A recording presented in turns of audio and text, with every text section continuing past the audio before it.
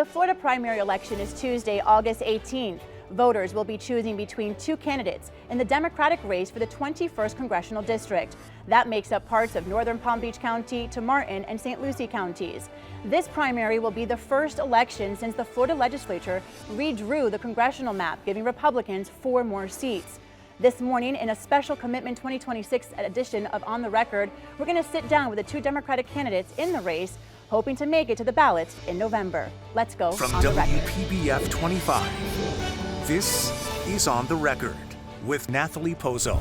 And we start this morning with Benard Taylor, a current Palm Beach County firefighter and EMT running for Congress in Florida's 21st District. Tell us more about yourself, Benard. Thank you so much for being here this morning. Thank you so much for having me. As you stated, I am a current firefighter EMT with Palm Beach County Fire Rescue. I am a husband. I'm a 4th generation Floridian. I am a father of 5 boys, yes. 5 boys running around in the house. And I'm just a public servant looking to do the right thing, which is why I wanted to get into this race. So you are a political newcomer. What are some of your priorities in this campaign?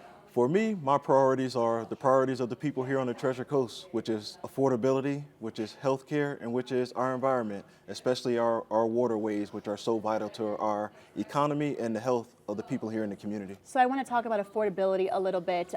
Port St. Lucie and Fort Pierce, 2 major cities in this district. We've seen all of the growth happening in Port St. Lucie. We've seen just how fast it's growing there.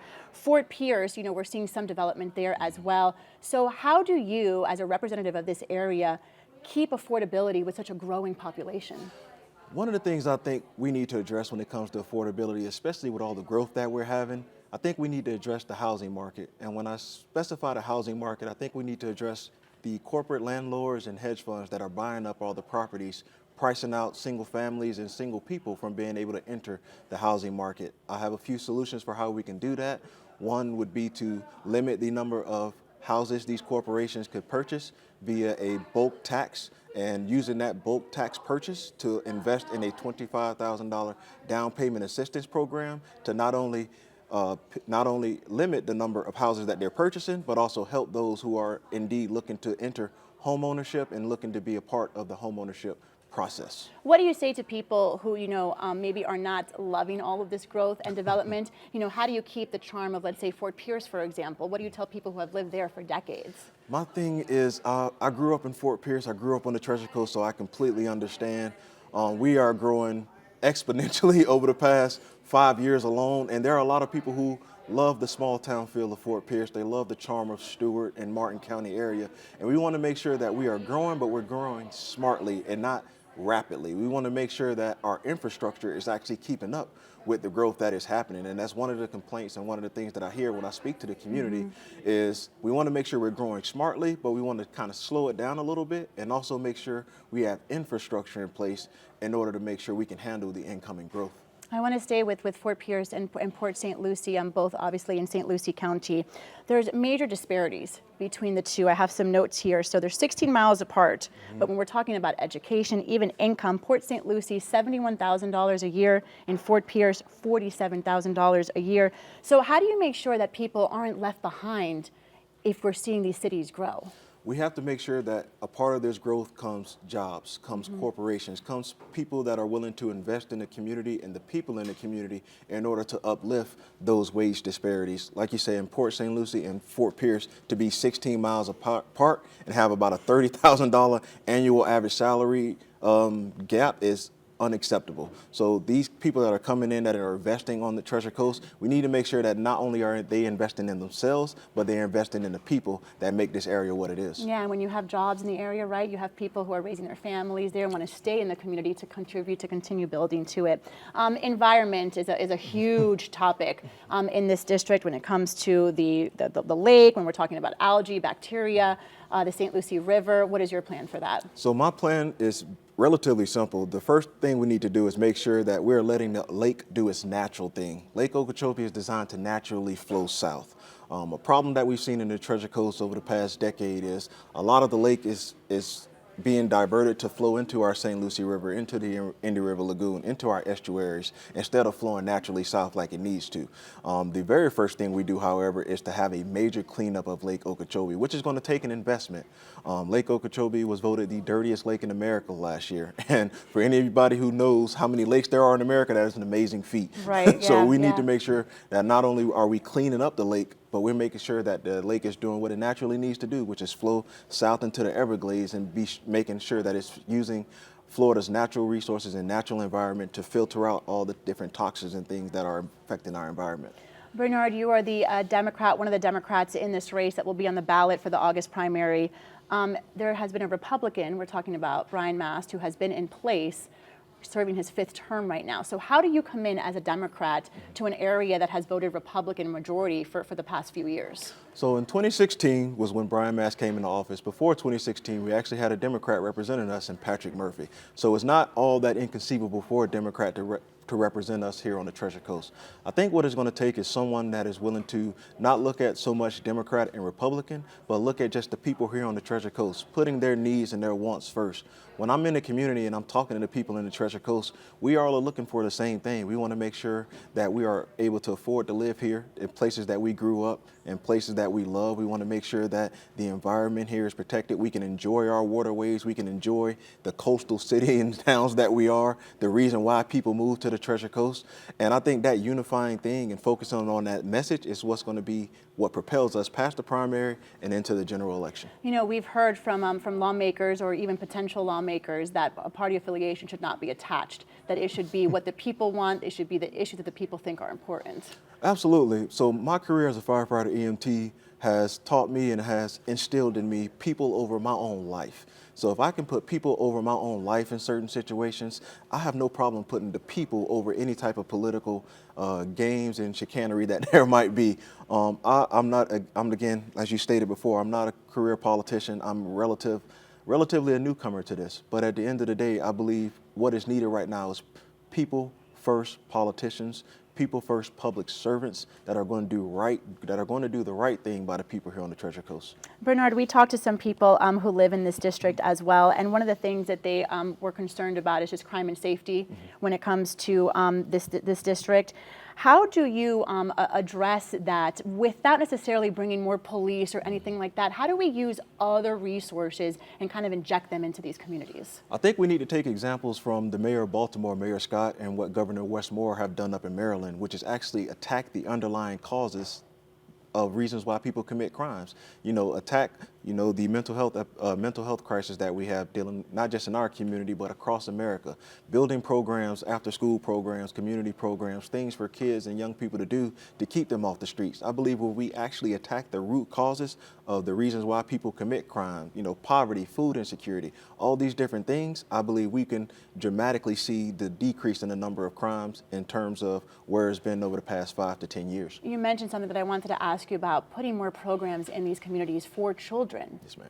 What would be your plan for that? Oh man, we need to. As a father of 5, right? And one of 5 yourself too. So I know when I was growing up, we had access to many different programs. I know in the summer there were programs for us to get involved in summer camps that were accessible to families that couldn't necessarily afford it. We had different team sports that were funded publicly and privately. We had different organizations in the communities allowing us to hang out at the community center until 9, 10 o'clock at night to give us some things to do to be productive, to invest in computer science programs, to invest in different initiatives that get kids and get young people more involved and wanting to be more community oriented. Those are the types of things that I had growing up that I don't see for kids these days, and it's unfortunate because those are the types of things that help made me who I am today. All right, Bernard, we have 1 minute left.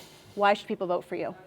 Again, it's people over politics. I'm not in this thing to chase power. I'm not in this thing to chase influence. My sole purpose and sole goal in the run of this race is to be that voice for those people who feel like they haven't had one over the past decade, to really give the underserved communities, to really give the people here on the Treasure Coast somebody to believe in, somebody who they know they can call and get things done, and someone who's just out to look out for what's best for them at the end of the day, because at the end of the day, that's all I want. All right, Benard Taylor, thank you so much for being here with us this morning. Benard Taylor running for the 21st Congressional District, again, which makes up parts of northern Palm Beach County, Martin, and St. Lucie counties. Thank you so much for being here with us this morning. Thank you for having me. You have a good day. Thank you. Well, when we come back, we're going to sit down with the other Democrat in this race for Florida's Congressional District. You're watching On the Record on WPBF 25. Welcome back. We continue our conversation this morning with James Martin, the other Democrat candidate in the race for Congress in Florida's 21st District. He is a Coast Guard veteran, a father of two. Welcome, James. Thanks so much for being here. Of course. Tell us more about yourself. Sure. Well, as you mentioned, I'm a proud Coast Guard veteran, a father of two. I'm also a fourth-generation local to the area, which is very important to me. And, I really love my home, and that's a big motivation for jumping into this race. And during that time in the Coast Guard, I think it's important to mention, if I were elected to office, this wouldn't be the first time serving the Treasure Coast and northern Palm Beaches. I actually spent 2 years protecting South Florida's maritime border. I was the captain of not one but two ships out of Fort Pierce. And then I spent some time at the White House working on national security policy. So how do you think that experience would help in this new role if you are elected? Sure. Well, I think on to the second part of that, my experience at the White House, really crucial for this role, and I think it's a big differentiator because I've actually worked on policy at the national level before and worked on federal policy, and I think it's very important for the people of the Treasure Coast and northern Palm Beaches. Like, there's a lot to get done. We need to be ready to go on day one. So that's important to me. But the other thing it does is whether we're talking about arresting drug runners in the Caribbean Sea, whether we're talking about being the captain of a ship, or whether we're talking about working for vice presidents at the White House, the through line through all those different jobs that I had in the Coast Guard was a mission-focused mindset in getting the job done. And I think that's what's missing in Washington today, isn't too many folks playing DC parlor games and trying to climb the ladder and not getting things done. So that's what I want to bring to DC. What is your plan as a Democrat coming into this race in an area that has voted Republican for the last, 9 years or so? Sure. The other candidate in this race on the Republican side, Brian Mast, he's in his 5th term right now. That's right.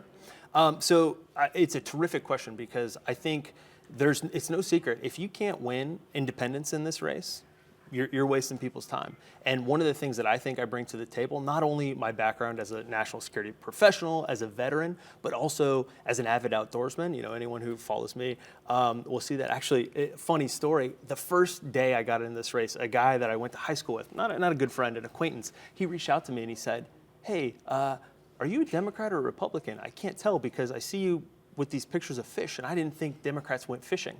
Okay. And so I think being able to bridge those divides and be someone that people don't think of as a typical Democrat is really the way we're going to win over those independents. And the last thing I would say is we know that people of my background are overwhelmingly able to win those independents. There's hard data. We don't have to speculate. So we really like our chances in November. I want to go over a few of the things that are important to people in this district. One of them is housing and affordability. We've seen a lot of development in the area, especially in Port St. Lucie, which is one of the major cities in this district. Fort Pierce is the other one. How do you keep the charm of some of these cities, of Fort Pierce, while still bringing in development and it growing? Sure. Well, particularly Fort Pierce, super important. And this is an issue that hits close to home to me as a fourth-generation local. I always say, if you like it now, you should have been here 20 years ago. Where did you grow up, James? I grew up in Hobe Sound. My dad actually still runs the business my great-grandfather started in the early 30s. So special place for us. But as it relates to Fort Pierce and Port St. Lucie, I think it's no secret that there's a lot of people who are moving here, not only from up north, but there's a lot of folks now who are moving there from Palm Beach County and Broward County because they can't afford it. And housing is, what they call one of the number one drivers of what they call cost disease, and basically housing, healthcare, and those are essentially what comprise the bulk of people's bills at the end of the month. And so we do have to do something about housing, but there's a way to do it smartly in our area where we have such precious natural resources and precious wild land. Wild Florida is very important to me. It's one of the big reasons I joined the Coast Guard because I grew up here and I loved being on the water. So I think it's very important to balance those two things, but there's ways to do it where particularly in the state of Florida, one of the biggest drivers that both prevents young people from getting into homes and prevents the elderly from staying in their homes is there is housing stock in Florida. It's getting people into those homes, and property insurance is what prevents a lot of people from getting in to the homes and prevents the elderly from staying in their homes. So if we're able to smartly tackle property insurance, I think you're going to see a lot of housing open up. And I also think there's some clever things we can do at the federal level to use federal lands like post office land, for example, like in Fort Pierce and in Hope Sound. The post offices are on 9 or 10 acres of federal land where we can provide housing for public service professionals, whether it's teachers or firefighters, first responders, because I think it's important that people are able to live where they work. Yeah, and how, I was going to ask you, how do you balance that out? You mentioned balance when it comes to people who really don't want to see growth or see development in the area because they've called it home for so long and they want to keep it a quiet community. Sure. Well, I think, at the federal level, the limited levers that we do have, I think one of the things we cannot do, and this is, one of my chief criticisms of Mr. Mast, is the gutting of some of our bedrock environmental laws. Like when, there's a big data center vote going on right now, and, that's where we're headed after this. But when you roll back some of these environmental laws that fast tracks both some of these developments and what are fundamentally local land use issues for county commissioners to decide, but when you, at the federal level, pave the way for those, that's a real problem. And so at the federal level, what I would be a major proponent of is not gutting our bedrock environmental laws that make it really easy for some of this development to take place. And speaking of the environment, that's another key issue for Sure. people in this district. So how do you handle that when it comes to the algae, the bacteria, Lake Okeechobee, the St. Lucie River? No doubt about it. So one of our top 3 issues on this campaign, and as I mentioned, one of the big reasons I got into public service in the first place was my love of wild Florida. I grew up fishing, diving, surfing here on the Treasure Coast, and the thing that I appreciate about Mr. Mast, no doubt about it, he's elevated the issue, but there's a lot more work to do. And one of the big problems I have is my strong view is he's good on the issue when it's convenient for him politically. The largest appropriations for Everglades restoration ever, $1.1 billion, he voted against that and called it a socialist boondoggle, which I have a real problem with. If you're going to be, because as folks here well know, the Everglades restoration is central to fixing the Lake Okeechobee issues and also preventing the toxic discharges if the water flow is restored correctly. So my view is, and this goes back to a key theme of our campaign, is, look, I'm not running to be the Democratic congressman for the Treasure Coast or the Republican congressman. I'm running to be everyone's congressman. And that means going against your party when you need to. And that means focusing on the mission and getting things done, not just saying, President Biden's name's on that, so I'm not going to vote for that. Mm-hmm. Or President Trump's name is on that, so I'm not going to vote for that. Yeah. That's not getting things done. James, I wanted to ask you about jobs because you mentioned that in one of your answers. So we were talking about Port St. Lucie and Fort Pierce, who are just 16 miles away from each other. But when you look at Port St. Lucie and you look at Fort Pierce, there's just huge disparities when it comes to those two cities. The median income in Port St. Lucie is $71,000 a year. In Fort Pierce, it's $47,000. Education is also different.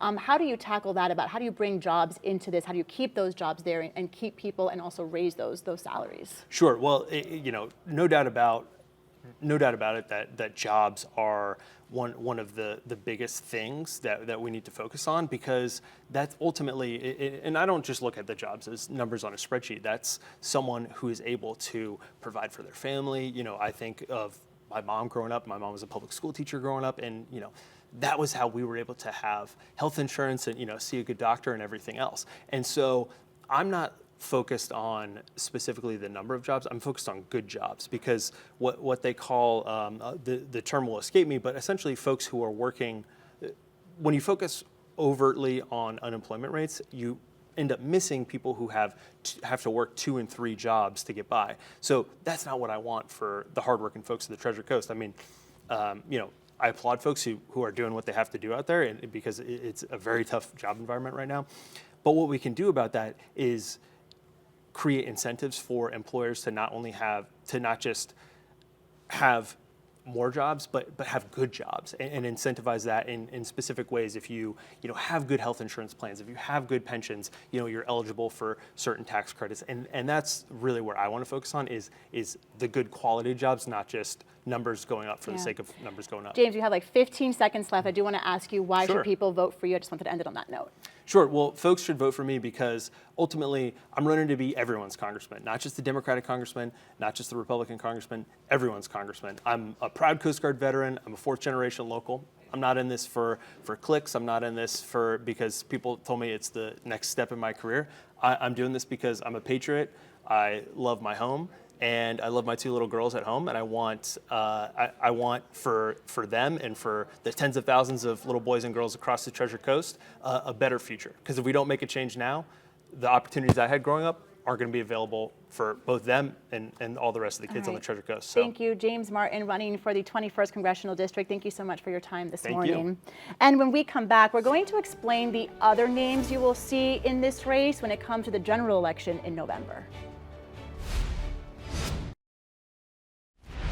Welcome back. The winner in the Democratic race for the 21st District will face Republican incumbent Representative Brian Mast. Mast is currently serving his 5th term. He has no opponent in the August Republican primary election.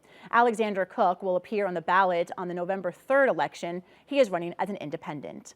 Well, as always, we thank you so much for making us a part of your morning. We encourage you to be part of our discussion each and every Sunday right here at 10 a.m. Have a wonderful Sunday.